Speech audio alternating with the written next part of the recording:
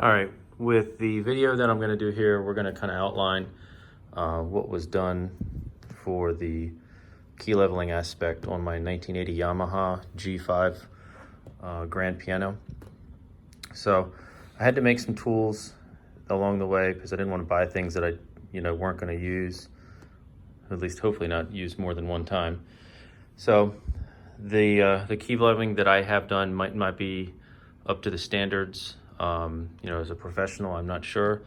I am, open to feedback on, what I did and things that I can improve, because there are some things that that I would say are, could be better. And I think I know how to fix them after going back to the manual after my most recent post and looking at something like, if you look at this key right here, I'm trying to keep it in a way that you can see it best.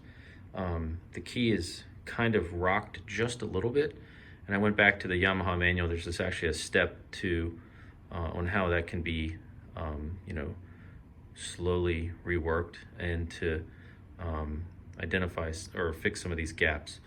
But looking at how it was versus how it is, the difference is pretty drastic, to say the least. After the keyframe was set in the action, bedded, everything was polished. I removed all the keys. I mean, everything's kind of been outlined in the thread.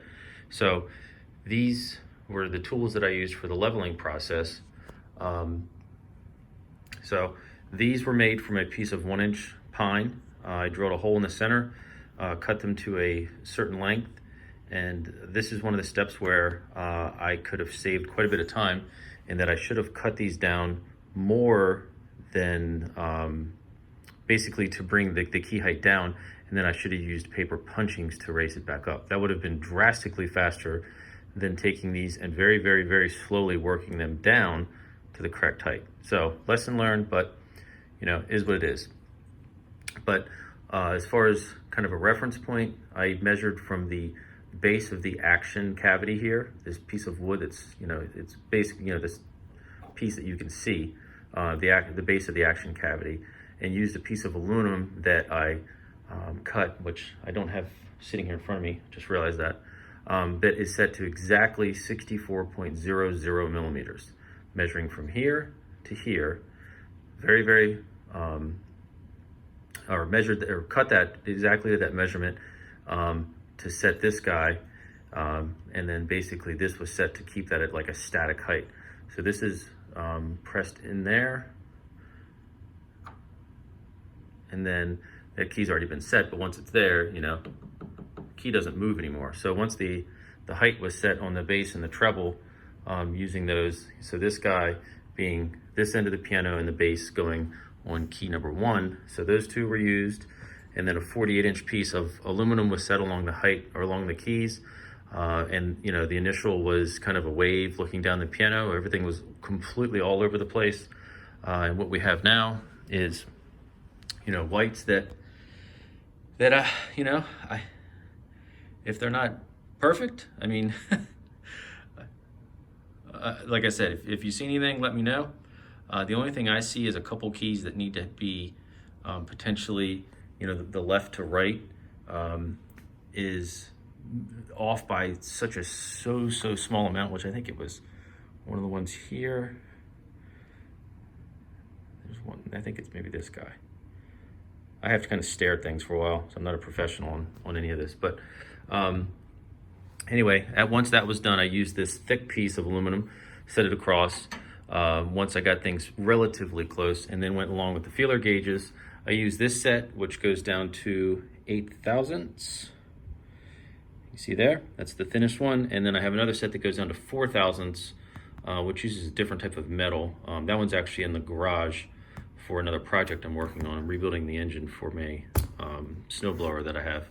So that was done using the feeler gauge here with a light on the back to get down to where 4 thousandths was as small as I could measure, and the punchings, the thinnest ones I have, were 1 thousandths. So if I was off by 4 thousandths and I put a 1 thousandths punching in, the ratio here, obviously you guys know, 1 thousandths here equals a lot more than 1 thousandths out here. So it's quite the balancing act of getting things to where you want them. So once the whites were set, kind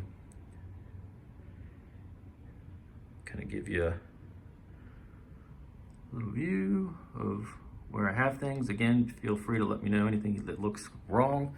I use this from Howard Piano Industries. I don't know where else you can get them. Oops. Set this to Yamaha spec of exactly 12 millimeters, and then would go along with the keys that were then set. You know, kind of set this on anything. Make sure that it doesn't rock the key. And then once I had that, you know, I don't think you're gonna get much better than that. If you can, if there's a way, let me know, because I mean that's about 1 thousandths, and I can, you know, put this on any key. I spent quite a bit of time putting that on the front of the key. Oops. And then, you know, there you go. All the sharps and flats were done this way. They are absolutely perfect in reference to the white keys. So that's where things are. After that was done, as far as leveling, I made this block from another piece of wood, measured it to 400 thousandths. Yamaha spec called for .394 as a minimum key dip. So I just picked 400 thousandths because it's easier as a, you know, to keep track. I haven't gone through most of the piano. I've only done kind of like the section right here to start with kind of a reference of how you do this by replacing the punchings here. But the line on here basically tells me to the front. This other line here was basically my measurement to measure behind this based off the Yamaha manual. So I would use this, place it down, and then once I have it, it's kind of hard with one hand here, you know, go along and measure. And oh, that one's pretty darn close. I haven't even done anything with it, but we can see that's where we are on key dip for that.